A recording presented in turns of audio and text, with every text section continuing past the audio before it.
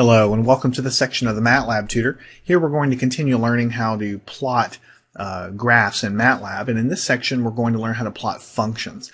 Importing raw data is one thing, and typing it in and doing an XY scatter plot is great, it's useful. But a lot of times in pure math and engineering you want to plot a function. You'd like to plot, cosine x, or you'd like to plot sine x or something like this. So the easiest way to do that is to generate a listing of xy points from the function that you want to plot, and then just plot it like we did before. So for instance, if we're going to generate the x values, we can just type them in, but we've learned before that we can generate a list of x values pretty easily. Let's say x is going to go from 0 in increments of 1, okay, to 10. Or let's say, let's do 10. Like this. So what this means is I'm creating a little single row vector from 0 in increments of 1 up to 10. So instead of typing it out 0, 1, 2, 3, 4, 5, 6, 7, 8, 9, 10, I'm going to do that, and I'm going to generate this row vector automatically. And then I'm going to define another variable y. And I'd like to, have a function. Let's say I'm going to plot y is equal to x squared. So what you would think is you would do x squared like this, because that would take the values of x and it would square them. But if you remember back to when we talked about working with vectors and doing the computations with vectors, if you want to do an element by element calculation like that, you need to put a period right in front of the operator.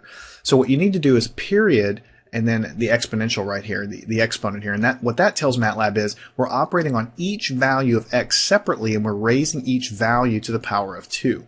And I'm assigning the resulting values in terms of y. So here is really I'm just defining my function in terms of the x data I've already put on the screen. And when I hit enter, now you can see I have the raw data. So you see you can do this for any function you can imagine. You generate some x data, and then you generate some y data, and then you can simply use the plot command x comma y to view the data.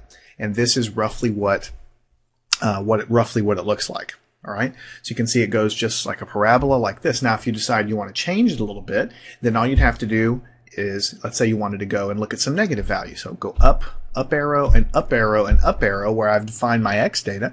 And I can say, okay, maybe I want to go from negative 10 to positive 10 in increments of 1. So I can hit enter, that redefines my x data, and then I could go up arrow, recalculate my y data using exactly the same calculation as before, and then up arrow, up arrow, up arrow, and plot the resulting data that I have.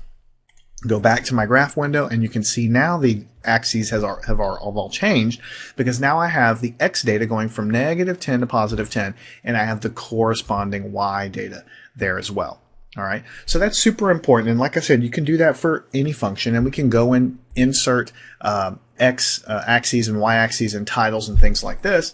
But what I'd like to do now is switch gears to show you how to plot multiple plots in the same graph, because a lot of times you'll be needing to do that. So let's go and clear the screen, and let's define our x data just much as we've done before. Let's go from 0 in increments of 1 to 10. So we're redefining it from 0 to 10, looking at positive values. Those are our x values. And for our y value, let's pick something a little more familiar. Let's say y is equal to the sine of x. Right? The good old sine function. We all know what that looks like. And the sine function is going to operate element by element, and so we're going to get a listing of numbers back, that many elements long, and it's going to be the sine of each of these discrete values that we've calculated. So we can plot this, x comma y, and take a look at it, pull up our graph window, and notice we have a pretty ugly looking sine wave, right? It's clearly not right because, it's got a lot of curves, it's got a lot of changes, and so since we chose our x data to be kind of coarse like this, the graph is going to look kind of ugly. So if that happens to you, and I did this on purpose to show you, just go back and redefine your x data. See, what I've done is I'm going from 0 to 10 in increments of 1. Well, just change that. Go increments of, let's do 0.1. So this is going to generate a whole lot more x data because every point is spaced apart by 0.1 along the x-axis. So when I hit enter here, actually I've already overwritten what I was trying to do. When I hit what I'm trying to do here, let me go ahead and do it again. X is equal to 0 colon 0.1 colon 10. That's what I'm trying to do. And I'm going to hit enter. Okay, I've got that data. And you can see lots and lots of points now. Everything's spaced apart nicely. And then I can define y is equal to the sine of x, like this. And, you know, it's going to generate a calculation for the sine of x for every point that I have here. And if I hit enter now, it's going to flood the screen again. So I can just put a semicolon there that does the calculation, but it suppresses the output. So let me clear the screen like this. And now we have x data and we have y data. And if you look over here in the workspace, you can see the x data is 101 elements long, and the y data is also 101 elements long because we calculated y is equal to sine of x.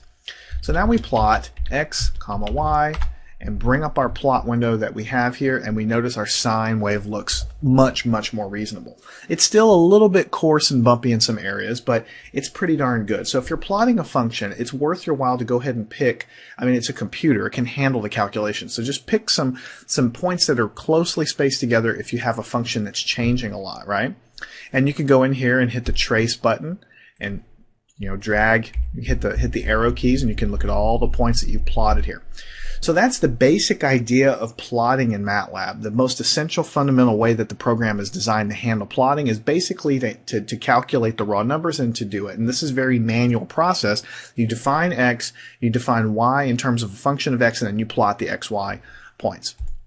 So here we have x data, which is a lot of stuff. Here we have the y data, which is a lot of points because that's in terms of it. Let's go ahead and calculate another function. We'll call it g, and we'll call it cosine of x. So we already have the sine of x defined. Let's go ahead and put the cosine of x there. And again, in order to avoid the screen getting flooded, I'm going to put a semicolon at the end. The calculation is done, but it doesn't put it on the screen. Notice that g over here is also 101 elements long because I'm operating on all of that x data that I have. All right, so if I'd like to plot the cosine, it works the same way. X comma g. So I'm plotting xy data, x data on the same axis, or x comma g data because it's defined in terms of an xy pair. Hit enter, and now I should see a cosine starting at the top and coming down like a typical cosine. So the question is, how do we display both of these graphs at the same time? We have the cosine data, we have the sine data. How do we get them both to coexist on the same graph? Well, we still use the plot command. Here's how you do it. X comma y, that's the sine data. And then you have to put another comma and do x comma g. MATLAB knows when it gets multiple arguments inside this plot command that the first two are going to go for the first graph and the second two are going to go for the second graph. So you have to have x and then your first function, x and then your second function. And then when you do that and take a look at what you have, you're going to get two nice looking plots on the screen, right? One of them is blue like this, and one of them is green. And so basically what you're doing is you're calculating, you're defining the x values, right, that you're going to plot over using, you know, the matrix methods and the vector methods we talked about, and then you're defining the functions. In this case it's y and g. You're defining them in terms of, you know, the x data that you have. You're calculating them, and then you're basically plotting them. So it's a little different than a graphing calculator where you just type a function in and it does it all. MATLAB, the built-in default way to plot data is to basically calculate the data. But once you get the hang of it, it's very, very efficient and very quick. And I think they do it this way because you're using MATLAB so much for experimental data where you're pulling in functions and you're pulling in data from a file or something, of some data that you've collected, and you're plotting those points, you know, relative to XY scatter plots. And so the easiest way to plot functions is basically to do the same thing. You generate your own data and you plot it.